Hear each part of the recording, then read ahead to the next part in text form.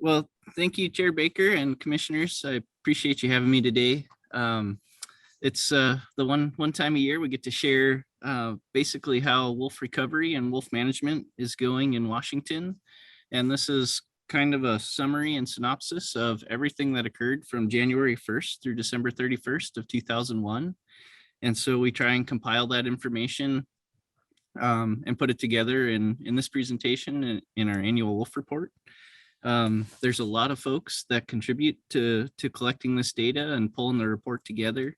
And so special thanks to the tribes, the Confederated Tribes of the Colville Reservation, the Spokane Tribe, this year the Yakima Nation, as well as other agencies like the National Park Service, and even Forest Service, DNR, private timber companies to allow us to do capture work and things like that. And private landowners as well. There's a lot of moving parts to keeping track of wolves on the landscape, and we couldn't do it without all those folks helping out, and especially department staff as well. There's our wildlife conflict specialists, our biologists, district biologists, and our wolf team, and enforcement as well. It's a kind of all hands on deck to gather this information and to get through wolf management in Washington. And so definitely couldn't do it alone, and appreciate everybody who contributes to that throughout the year.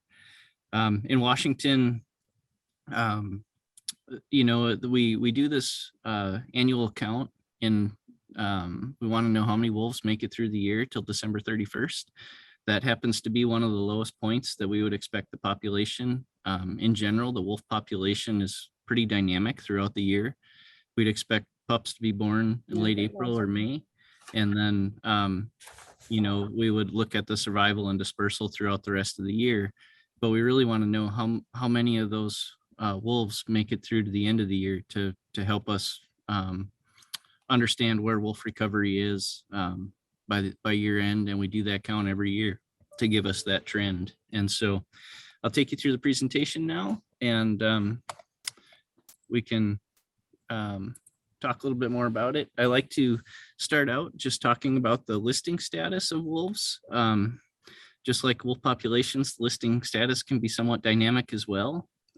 And in January of 2021, wolves were federally delisted in the western 2/3 of Washington. And so for the majority of 2021, wolves were under the state jurisdiction. They're endangered still as a state listed species statewide. And so they always still maintained a state listing as endangered.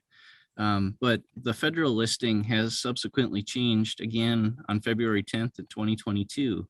And so the western 2/3 of Washington is now relisted federally based on a judge decision.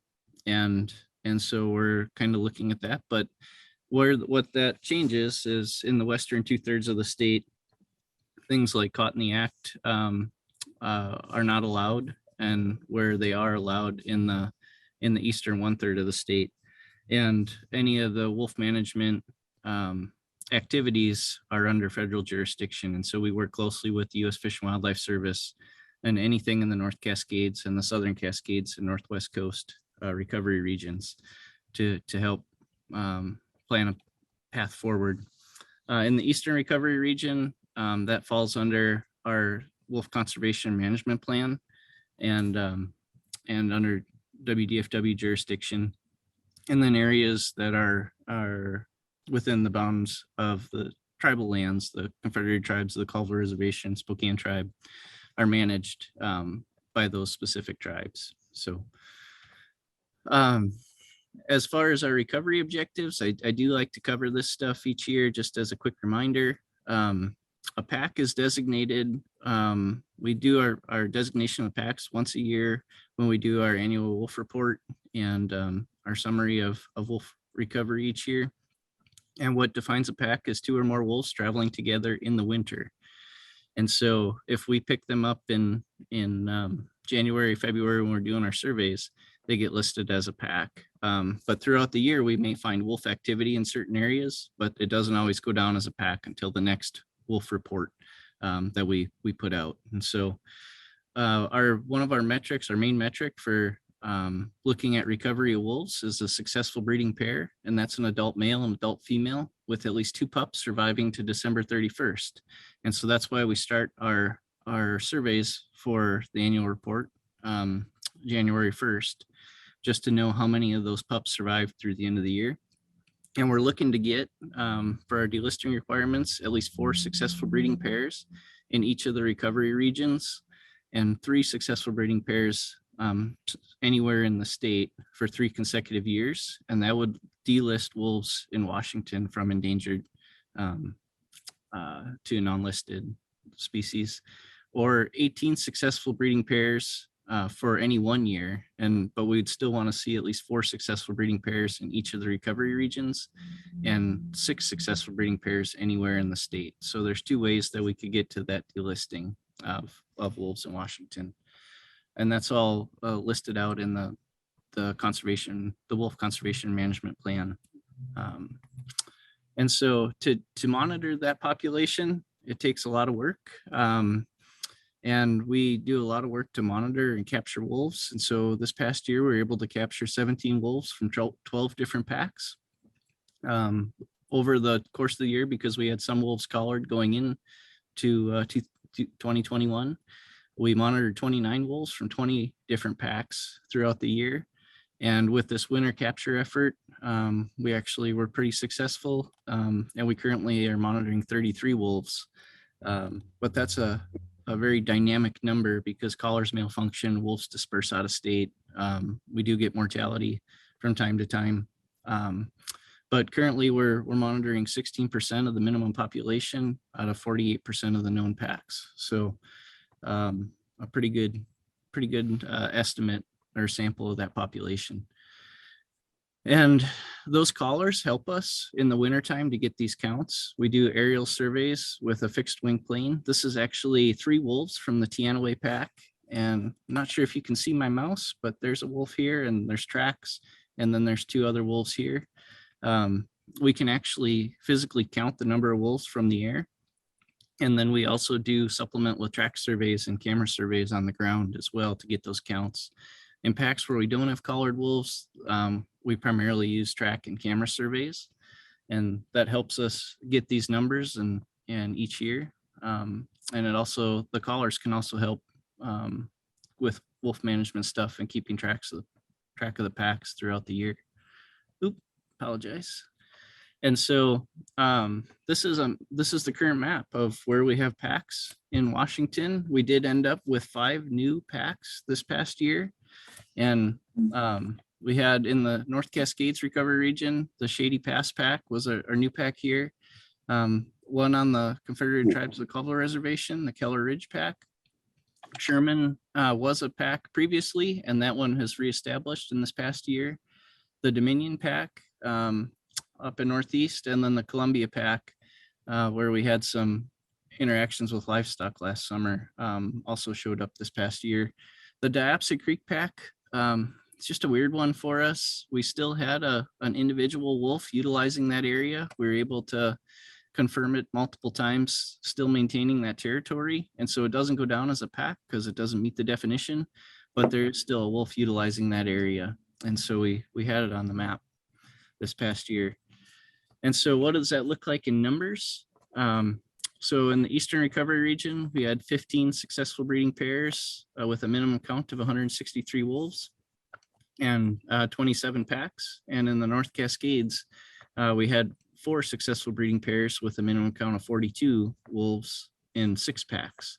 And for the first time, we've been able to put a wolf down in the South Cascades, and I'll get to that, but we did have a wolf disperse down in the South Cascades back in December. And so I'll show you that, and I'll get to that information here shortly. But our total population status, we're looking at 19 successful breeding pairs, 206 wolves in 33 packs. And this is the second year that we've been able to keep 4 successful breeding pairs in the North Cascades. And so, just to have 1 wolf in the South Cascades, and actually we just picked up on Thursday, Gabe Spence, our wolf bio down there, And our conflict specialists, they've been working where this wolf has been hanging out, and they did pick up a second wolf on camera from some landowner trail camera photos that they were given. And so we think we might actually have 2 wolves down in the South Cascades, but that's pretty late breaking news. So if we look at our successful breeding pairs and that distribution, again, we had 4 successful breeding pairs. The Teanaway was not successful. The Shady Pass had seemed to have all adults in it, so it didn't go down as a successful breeding pair. We actually had picked up some wolf activity last summer, early last summer and last spring, up by Stehekin. And I have a feeling that pack may have shifted down during the hunting season, was down towards Eniat Meadows in that area. And then this winter we had activity more down towards the Shady Pass and south of Lake Chelan in that area. So I think that pack that was up by Stehekin that we had picked up after the annual report last year may have shifted down. But we couldn't determine that they were a successful breeding pair, and neither was the Teanaway, but we still maintain 4 successful breeding pairs, and we still have well above our recovery objectives in the Eastern Recovery region right now. And no packs in the South Cascades, no successful breeding pairs in the South Cascades yet. And so if we look at our minimum trend, we're still seeing recovery move along. This year, the population continued to grow. We had the Confederated Tribes of the Colville Reservation the past 2 years had been using different methods to calculate the number of wolves. This year, they started collaring wolves again and starting to use camera monitoring the same way that the department and other tribes and folks are doing the monitoring. So we folded their numbers back in to the annual report, just like previous years. And so those colors, the light blue color was just from the 2 previous years where their counts were conducted differently. And so if we look at our trend of the number of successful breeding pairs, we're still staying at 4 the last 2 years in the North Cascades recovery region in yellow. And we've still bumped up the number of successful breeding pairs in the Eastern Recovery region. And so we always monitor wolf mortalities by year. And this year we did have a bump in mortalities. We saw 30 mortalities this past year, and 22 of those were legal tribal harvest. And so that occurred on a pretty finite area within the reservations and the tribal lands. 4 were by vehicle strikes. 2 were human caused under investigation. We don't have a determination on those yet. And 2 were depredation agency removals. 1 was a permit and 1 was an agency removal due to livestock depredations. And so, even with the mortality level that we saw, we still saw pretty good growth in the population, and I'll get to that in a second. But our known wolf dispersals in 2021, we had 1 wolf leave from the Togopak territory, 116M, and go north into BC. And the Nanum pack wasn't on there like it was in previous years. And that was because the 2 collared wolves that we had in that area both dispersed last December. One decided to take a walkabout through the basin in Moses Coulee. It actually swam the Columbia River twice and then went across the Confederated Tribes of the Colville Reservation and then swam Lake Roosevelt, which was pretty impressive for a movement, and ended up in our stranger pack territory. And then the other one went up towards the pass. We thought it was going to cross up by the pass, but ended up coming back down towards Indian John Hill near east of Cleellum, and crossed in that area and ended up down in the South Cascades. It still hasn't quite settled into an area where we think it's going to stay for a while, but it's kind of bounced around, went all the way down to the Columbia River and bounced around a little bit. And we're just looking to see where it's going to set up shop down there, or if it does. It is promising though that we did see that wolf, that it may be just starting to hang out with another wolf down there. And so I always thought if a wolf makes it down there that's collared, it's going to have a lot better chance of finding other wolves than us searching aimlessly in all that territory. And lo and behold, I think that may be working out in our benefit. So hopefully the collar stays working and we'll be able to keep tracking that one. We did have a wolf leave from Grouse Flats and work all the way down south of Bend, Oregon, and quite a ways down into Oregon before that collar reached its life expectancy and it dropped off. And so we didn't get to see quite where it ended up, but we were able to still track quite a movement with that wolf. So I always like to talk a little bit about biology of wolves too. I don't get a lot of time in this update, but it's always good to throw in a nugget in there. And so this year we picked intra-specific competition. And so what that is just a type of competition between members of the same species. And we see that manifest itself within a pack, basically by the hierarchy. A pack is a family group that you might have the adult male and female, the breeding pair, and then they may have pups from previous years or and pups of the year. And there's always a hierarchy within that pack, and there's going to be competition for food and things within the pack.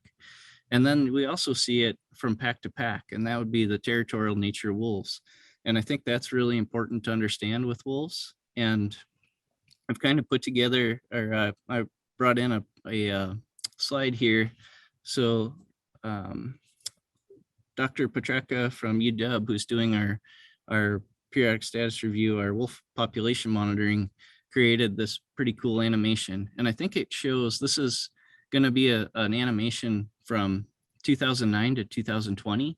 And it shows the wolves establishing, and this is just a sample of our collar data, but you can see how they assemble on the landscape and how there's not a lot of overlap between packs.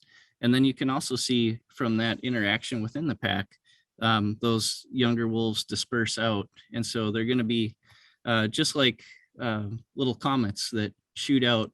And so, and as a, these packs are on average about 5.3 wolves per pack. And so part of that's because of the food resources that they utilize, that if a pack gets too big, it's a lot harder for them to gather those resources. And wolves want an opportunity to breed and create their own pack. And so when the pups get big enough, maybe a year, 2 years, 3 years old, they're going to leave that pack and go in search of a new pack territory. But it's kind of a cool animation that she created that shows us that dispersal nature. And you can see the linear movement that they make until they get to a new pack territory, and then they establish that spot and become territorial in that one spot. So it's a pretty cool animation just to show that dispersal and that territorial nature of wolves. So back to the numbers. So our wolf population summary, if we look at that over time, this past year in 2021, we had 206 wolves, up from 178, 33 packs, which was up from 29 packs, and 19 successful breeding pairs, which was up from 16 last year. And our annual growth rate in this past year, despite a pretty high mortality level, we still saw that population minimum count grow by 16%. Overall, since recovery has started and we've been tracking it, we're sitting at about 25% per year over that whole time frame. And so I feel pretty good about our recovery. And then we always kind of keep track of the confirmed depredations to look at that trend over time. And this past year, we had 18% of the packs, of the 33 packs that were involved in confirmed depredations. That means 82% of the packs. If we look at probables too, that number bounces to 24%.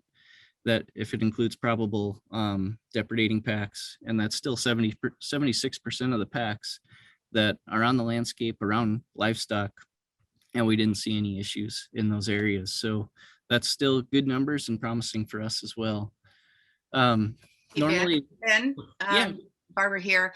One question that always comes up when we see these numbers, we might as well get it out, is whether this is statewide numbers. And the real question is, does this include wolves that live on tribal lands? No, so the livestock interactions are just WDFW managed lands. We don't have the livestock interactions on tribal lands. We don't get that information. That was the question. The question is the population numbers. Well, the population numbers are statewide, including tribal lands. Okay, thank you. Correct. Yep. Yeah. All right. And so normally I would co-present this with our wildlife conflict section manager, Jim Brown, but he is not available today. And so I said I would take the lead on presenting the wolf livestock interactions portion of this. So hopefully I do it justice. We'll just start out. So the wolf livestock interactions are usually guided by our wolf conservation management plan, and also the work that the WAG helped us with in developing the wolf livestock interaction protocol. And those are our guiding documents to guide how we proceed when we have interactions between wolves and livestock. A couple new developments that we had this year that we tried. We actually were able to refurbish, I think, 75 ear tags that we were able to utilize with a couple producers to help locate calves in some heavily forested and kind of steeper terrain. And that just helps us to allow them to keep track of those livestock. It was a new tool that we're testing out. There was some growing pains with that. I think some of the tags were a little bit heavy and some fell out, but I think we're looking at ways to do that a little bit better this next year. And we've ordered a couple more tags to put out with some other producers that are interested. So that's a new tool. And we are working with an NGO to help develop and build a new rag box. And a rag box is a radioactive guard box. And some of the ones that we have are pretty archaic and they're difficult to get to use properly. And they want to build a much more user-friendly box that can also record some data as well. And so that's built, but it's in its testing phases as well. And so that will hopefully be able to be out and deployed some this summer and testing to see if we can make something usable and work for us. If we look at the numbers from this past year, these are the packs confirmed in depredating on livestock in the dark blue. And so you can see, even though the population, this is the population growth and number of packs, the population has continued to grow, but our numbers of packs involved in livestock depredations is still staying relatively low. This year we had 6 packs involved in confirmed livestock confirmed depredations on livestock. But given the fact that we've seen the population grow and more packs established on the landscape, it's encouraging that the number of packs involved in confirmed depredations is staying relatively low. If we look at that over the years, the number of confirmed losses that we had was 5 confirmed livestock killed by wolves. We did have 2 probable cattle killed by wolves, and then we had 8 confirmed injuries and 6 probable injuries. So a total of 21 events that we recorded statewide between wolves and livestock this past year. And those are confirmed. Those are all investigated by our department, wildlife conflict specialists, biologists, or enforcement officers when they go out and get called on those events. And so if we look at the timing throughout the year, we had the majority of those interactions occurred July, August, and September. And we did have a couple that, one occurred in, one of the mortalities occurred in November. And so, as well. And so we also look at the number of range riders and producers with WDFW cost share contracts, and the number of range riders on the landscape. And so we typically have been hovering right around 30 DPCALs, which are the cost share agreements with livestock producers to help fund non-lethal tools. And then we also fund contracted range riders to go help protect livestock out on the range during the summers. And you can see the number of range riders, contracted range riders, dipped a little bit in 2021, that are funded by WDFW, but the Department of Ag funds two organizations, Kapow and Nuke, that help supplement quite a few range riders for us. And so their budget has been growing, and they've been funding more range riders, and the department's funding slightly less. But we still try and provide those cost share programs to help fund. It could be funding range riders, it could be funding fencing, it could be helping them with a number of non-lethal tools and building those into their practices. And so when we do have livestock that have been depredated by wolves, the department does pay direct claims for those. And I believe we had three direct claims this past year. And those came to, I think, around $4,000, a little over $4,000. But then we also pay for indirect costs to some producers that submit claims, and those are for greater than normal losses. Might be for reduced weight gain and reduced pregnancy rates. And so those have been a little bit more variable. Those indirect claims have been a little more variable. This year it was a little bit lower, but I know we have two more indirect claims that have been filed that could be for substantially more this next year. And so that kind of goes, it just depends on the claims that come in on those, but we just wanted to present that information as well. Total expenditures for wolf management, the DPCALs, the Damage Prevention Cooperative Agreements for Livestock, funded 30 livestock producers this past year for $111,649. Our contracted range riders was around $206,000. The direct and indirect came to about $20,900 this year. The lethal removal operations, we spent close to $20,000 on lethal removal operations this past year. And for wolf management was just a little over $1 million for a total of 1.4 million on wolf management last fiscal year, or last January 1st through December 31st, I'm sorry. And so along with the work on management of wolves, there's also quite a bit of ongoing research in Washington. And I try and get all the abstracts from all the folks doing research in Washington in the annual report. And so each one of these is listed under the research section in the annual report, and you can read an abstract of the work going on. The Predator Prey Project has kind of wrapped up its field work, and those folks, those graduate students and our researchers have been working on analyzing data and trying to compile that information. And that information should be out in the form of theses and dissertations and publications here in the near future. Then when there's other projects like Dr. Wasser's work at University of Washington with the scat dog research, and they've been working in the South Cascades and a little bit in the North Cascades as a control treatment, or not treatment, but a control to see if their methods are working. And so they've got work, and we've got an abstract in there, as well as Lizanne, Dr. Petreka. She is working on our wolf population modeling, and we're kind of in a phase now where we're looking at trying to get that written up for publication as well.